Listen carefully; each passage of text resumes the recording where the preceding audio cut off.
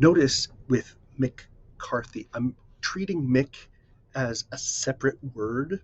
There's not a huge break between, but it's McCarthy. I think I did that right. But notice I'm making that hold. So I'm treating it kind of like St. Charles. Like if there's capital, small, capital, you want to put a little pause as if that's the end of a word. So apparently my fingers playing. Now, maiden name Gomez. There's a little tag that's on a previous screen, and I should add it to this one. So hold on one moment. Okay. Now, I'm going to apologize. The layout on the screens, this one looks nice. I've been able to clean it up. The next ones are going to look kind of sloppy because I'm just taking them from the book, but all the information is still there. All right, so pregnant. Boom. To be pregnant is usually signed like this. Okay. Pregnant. Boom or boom. You can also sign this. This tends to be more to sign to become pregnant. Like, oh, boom, let's be pregnant. Right. As opposed to, you can do. This has more possibility of becoming a verb to show unexpected or.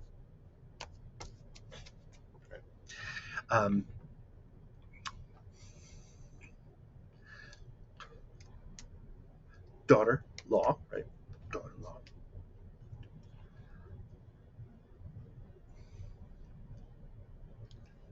Now, one way to express the concept of a maiden name, as it says in the book, is that you can say before happen, Mary, or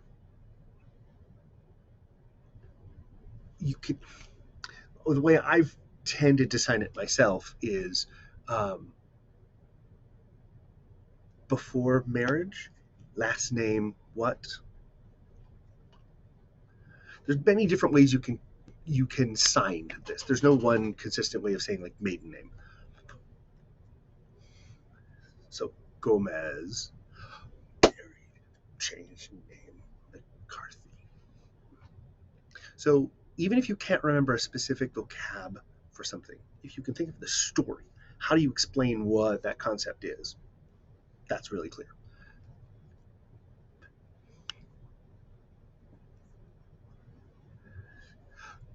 Nah, McCarthy. Okay. So there's a couple different ways you can approach that. Whatever you feel most comfortable. I mean, it could be a series. If there are multiple marriages, you might want to go this and then this and this and this and this. Okay. Or it could be simply that she didn't take on the last name McCarthy.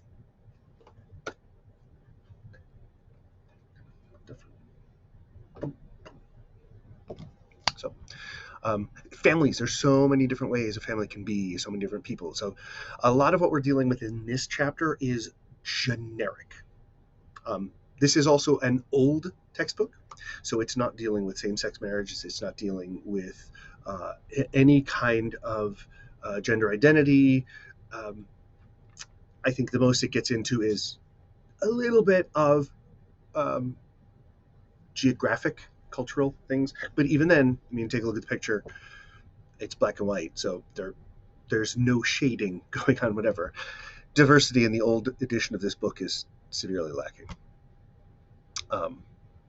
Here, an example here. I'm going to be retyping this so that it's the same column as the previous one. So just forgive me if this is ever hard to read.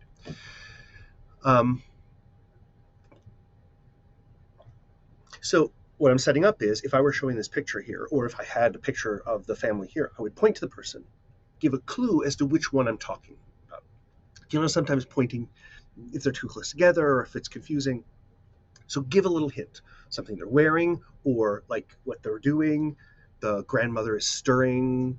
The grandfather is blissfully unaware of anything that's going on and is just reading the newspaper. Usually I do this in class. I just depart from the script. I just make up stuff. And I try to come up with the most outlandish stuff possible. Oftentimes I will turn it over to the class and say, here, give me something about this person. It's a little improv, comedy, whatever. But So the whole idea is that I'm trying to like just get us telling stories about our families. A good project to do in class if there's time is to have everybody either bring in a picture that we can project on the screen or email it in so we can look on it and then go through, stand up there and describe everybody. Practice with your own photos, right? Um,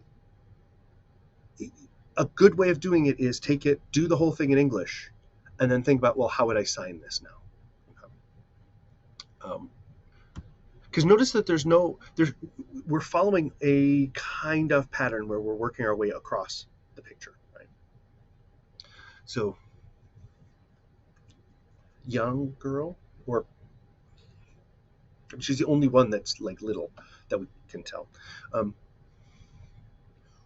Daughter, granddaughter, and she's probably a kid, so you could do grand, but she's walking around granddaughter either way.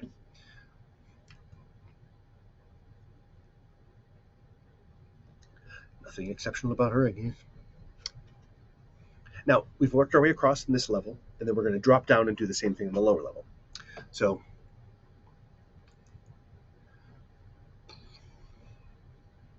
now we've already set up the pattern that we're introducing names, so you don't have to keep going back to name, name, name. Once you've set up a pattern, that will just continue through. Um, la, la, la, la, la. Okay, so Brian McCarthy, whatever. And each time you fingerspell McCarthy, you'll notice that you can go faster and a little bit faster and faster and faster. You don't have to.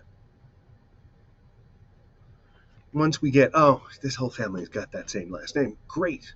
You're going to find that you can move faster. The person you're signing to will start to nod much quicker. Of McCarthy, yeah, I got it. All right, right. So start to notice how fingerspelling will speed up over the course of uh, a conversation, over the course of it being used.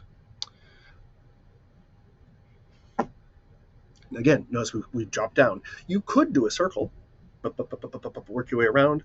They're doing zip, zip, equally as valid.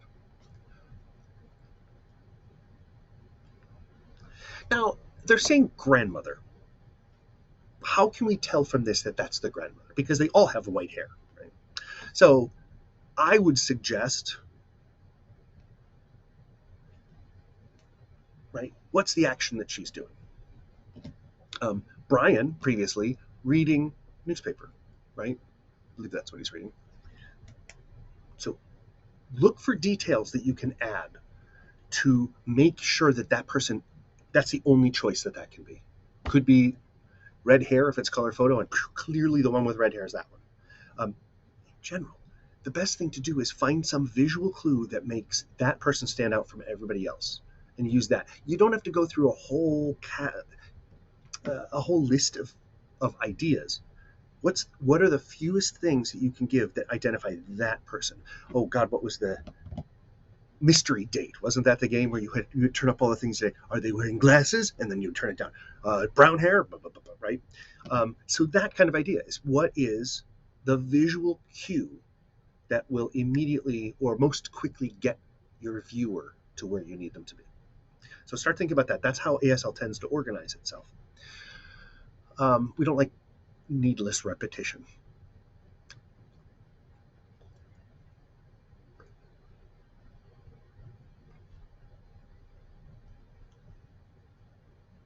Right. Got that kind of insipid smell. She kind of looks like June Cleaver. Right? Anyway. Oh. Did, ah. See, I gave the book more credit than it should have had. It just jumped around. It just jumped to Susie as opposed to the grandparents. I would say if you're going to go from a photograph, find an order that people can follow. Do the top row, do a circle, I may go back and change this if I re-record this and put them in an order because it makes more sense. Anyway, and they say woman reading. I would say reading paper because there's someone else reading.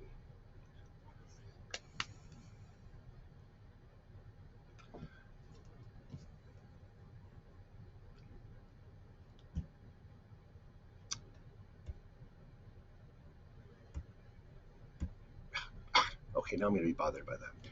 The grandmother. We also have another maiden name, and I should put that little thing at the bottom of that too. Okay, I added the maiden name since we're referring to it now. So, and last name, first name, family name. So the next level, now we've identified everybody, we could add ages, we could add jobs, any other descriptions that are important to the conversation. But right now we're going to look at the relationships and the backgrounds. So I spread this out, and I tried to highlight the ones that are talked about.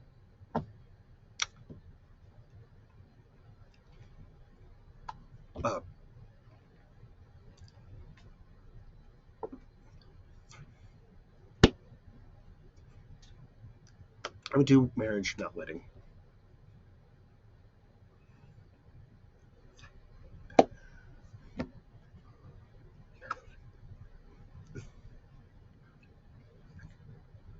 So see if there's a couple different ways. You could say Elena, Ian.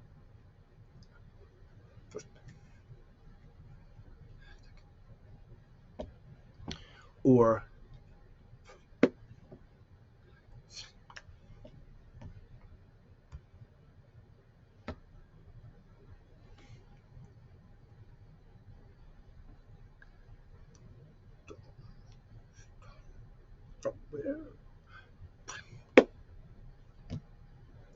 or you could, any of these you could flip around too, right? We can do the same thing in English.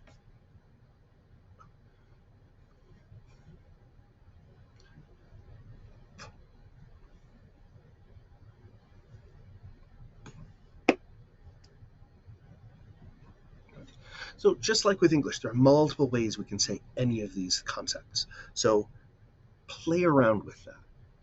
Practice one till it feels good, then try other ones. How would you normally phrase it? And sometimes it's easier to switch the order, talk about the parent and then having the child, or talk about the child and then talk about who their parents are. Right?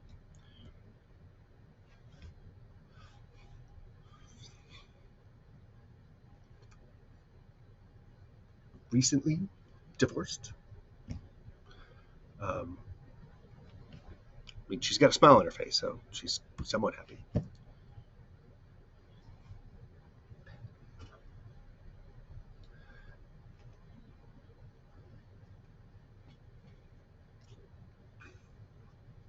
Now, we've talked about this in the past. I just want to highlight this as we're expanding this conversation and this description. ASL can seem like it's just a list of bullet points. The key is that as we're telling the story, every time we pause, we link that to the next thought. There's never a boom, boom, boom, drop, introduce a new thing. So,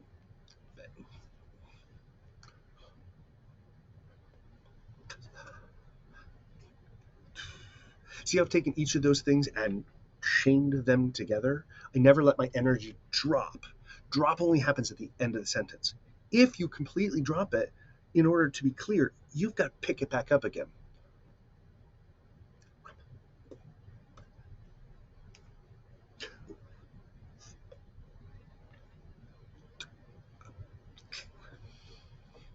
Obviously, if she's 92. So that feeling of when you breathe in and lift up, you're starting a new sentence. Eyebrows go up for the topic, will drop down as you're doing facial expressions, but that energy is still here as I'm holding that sentence.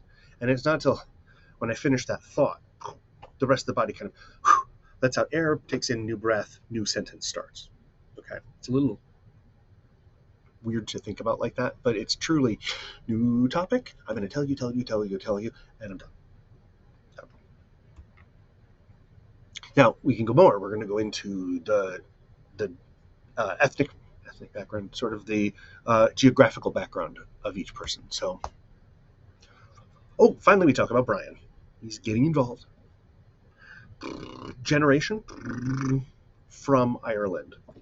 I hate using from. It's a very English sign. Ireland. I mean, it's just as clear. Ireland. Or you can reverse that order. In the past, Ireland, right? Passed on. And if I'm using the picture, I'm going to point back to the actual picture. Right? I should have it up here. Um,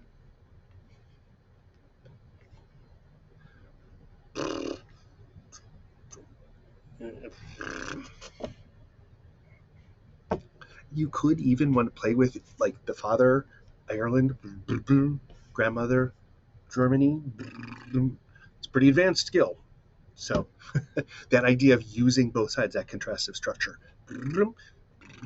So you could start playing with that.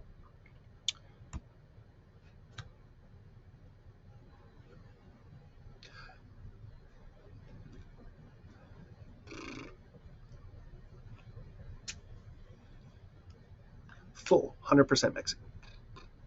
And it's like the brim of a sombrero, Mexico.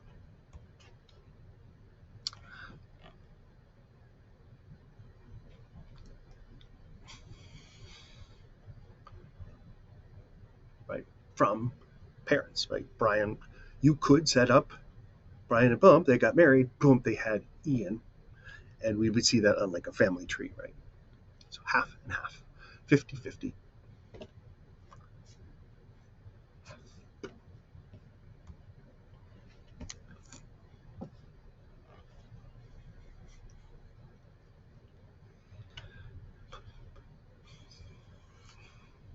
Right, so first, mom, Swedish, French.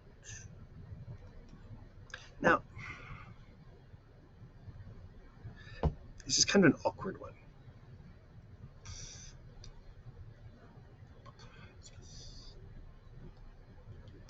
If you were going to do a whole other list, you could follow it up where, but I would recommend, or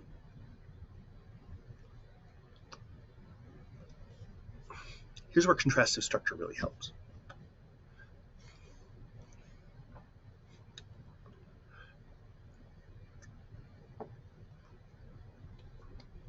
In ASL, I haven't seen this much in recent years, like probably the last decade, seeing conflict being used as, it frames it oddly. It almost frames it as in your genetics are at war with each other. Conflict, conflict, conflict. Especially because we're used to signing this with like a serious face. So really, if someone has many different, like so, Christy has 4 different backgrounds. What I've seen is a shift more toward or varied or variety.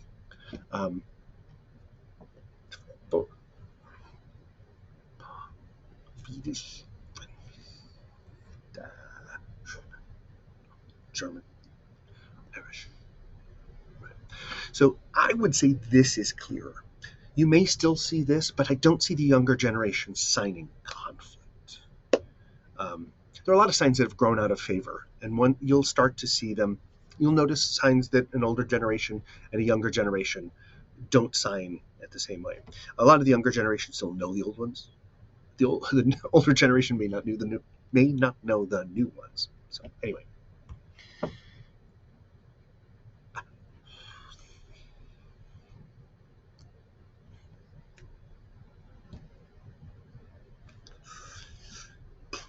I tend to do none at the end. Children, none. But you can do. Um, Notice the phrasing difference. No children. Those go jammed together. If I do children, it's a topic. It's a rhetorical question. No. Children? No. No children. Right. Um, do.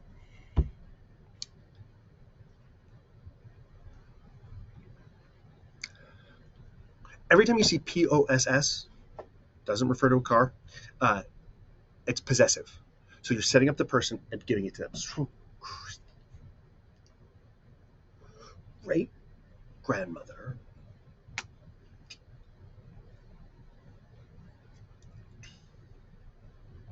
And what's nice is they're talking about it's Betty's mom, right?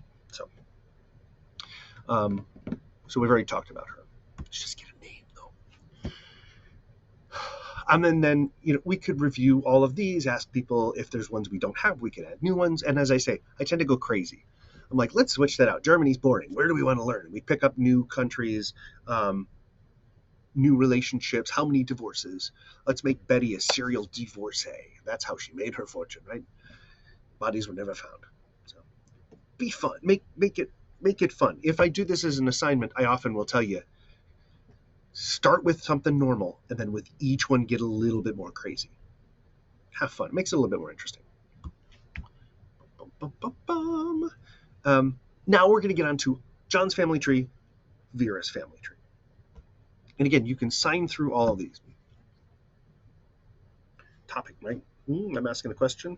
And it goes question or topic because it's a rhetorical question. It's a topic set up. Saying, this person got me. Mm-hmm.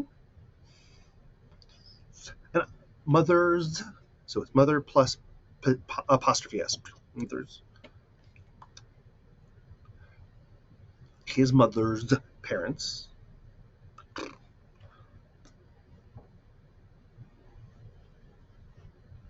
Poland. And if we're in the US, we will use that as home base, right? So Poland, we can set up somewhere. I set up John here. You could set up his parents just above him. Think of the family tree.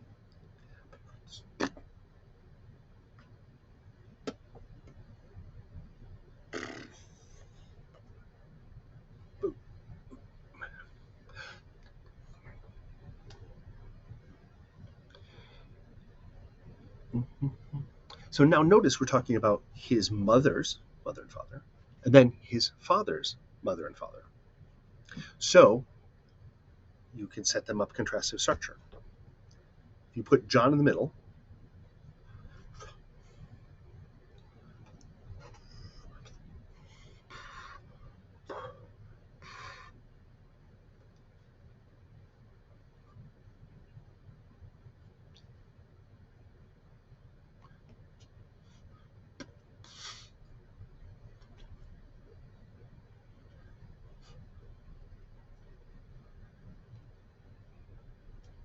so now we're in the center, right? Both families have moved into the US. School. Since we're talking generally about deaf communication, we would probably think about using this residential school, because at that time that was a real huge factor within the community. And they're doing, right? Both of them, the mother and the father, grew up, then started dating, went steady, married, born John. Right? So we come back to John. So we're placing all these actors in space, all of these locations in space, and then bringing them into the center so that they can meet. So these are things that, think about your own family. Write down a story like this about your family. What's the family tree? We can lay out the family tree like this. You could do, her parents were here, here's the kid, oftentimes if we are really specifically going into family tree, we will use the space vertically in front of us to do that. And here's John's family tree, right? So mom and dad placed conveniently, just like we could do with contrastive structure, one on one side, one on the other, and the parents and parents, right? So thinking of it visually can really help.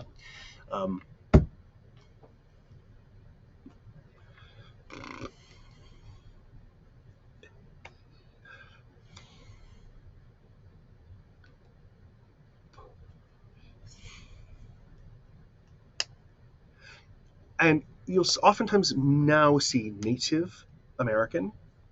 An older sign is American Indian. And I think in the last one I talked about how it comes from a very offensive sign or combination of signs. And it's lost a lot of that, but even more so now, we're starting to see the actual First Nations being mentioned by name. Some of them have signs. Many of them actually do have some amount of sign language. I am not well versed in the history of Native American Sign Language, but in many ways it seems to have predated individual tribe languages or nation languages, because it was the shared language between all of them. So the anthropologist, the tiny anthropologist in my head that's curious about this but never got a chance to really study it, wonders if sign language came first, followed by spoken language, um, in the etymology of it. I don't know. It's interesting. There are some papers I've read that theorize that that's how it worked. If you read Jean M. Auel's Clan of the Cave Bear series, that seems to be what she thinks, is that uh, Neanderthal man used gesture, and eventually the sounds that they made to uh, illustrate the sound effects eventually became words, and gradually signs were dropped in favor of spoken language. It's interesting. It's an interesting theory. Um, we just don't have documentation. I have no way of knowing. So, anyways, um, whole list of different nationalities. That's right. We got Vera.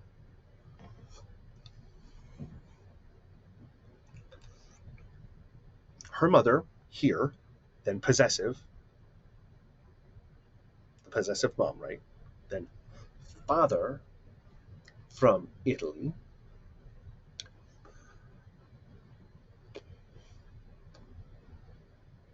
It's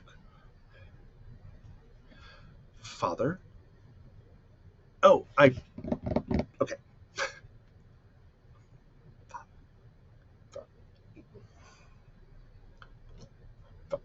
So I've got father, mother, right?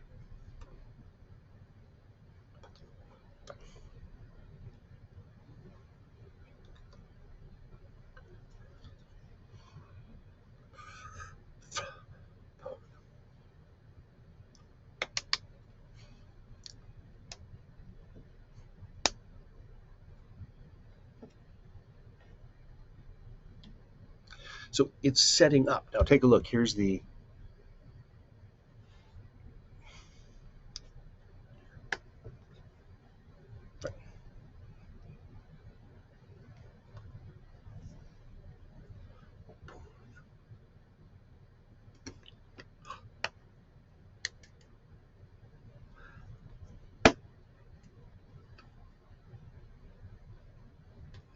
So if you can picture, we've now got 4 different areas, right, that we're establishing. So playing with that. And again, it's hard to do that with something arbitrary. Set up your own family. Where did they come from? Where did they meet? If you're you don't have immigrants in the family coming from another country within a couple of generations, do it from states, do it from cities. It doesn't really matter. What's most important is getting that idea of using space to be clear.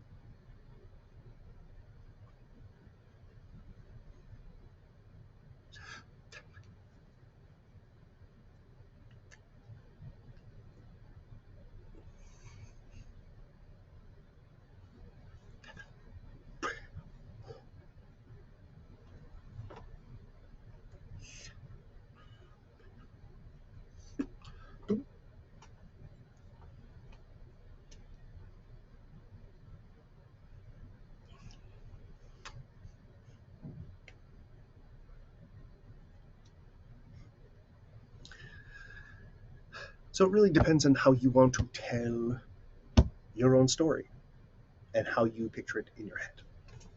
So there's not really that much more in this story or in this chapter. We talk about those families. I try to incorporate the lecture notes and everything. I haven't attached the assignments. We'll probably talk about them, but I think this is enough for this one.